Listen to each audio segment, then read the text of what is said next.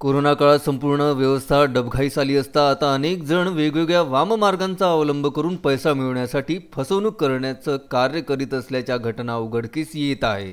अशीच फसवणूक एका चप्पल विकणाऱ्या वृद्ध महिलेची बुधवारी रविवारी बाजारात घडली आहे।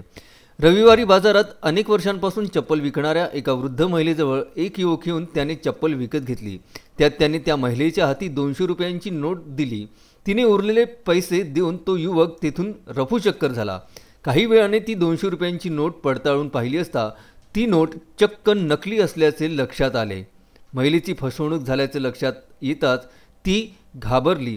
हुबेहूब 200 रुपये दिसणारी नोट एकमेकांना चिकटलेली आढळून आली।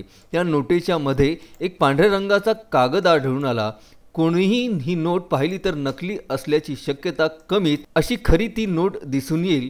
मात्र अतिनिरखून ही नोट तपासली तर ती नकली आढळून येईल। ही नकली नोट शहरात कोण व्यवहारामध्ये आणत आहे ते अद्याप समोर आले नाही। तक्रार दिली तर उगाच चौकशी बयान इत्यादी त्रास होईल या उद्देशाने त्या वृद्ध महिलेने पोलीस स्टेशनमध्ये फसवणूक करणाऱ्याविरुद्ध तक्रार नोंदवली नाही। प्रदीप इंगोले, विदर्भ न्यूज, अमरावती।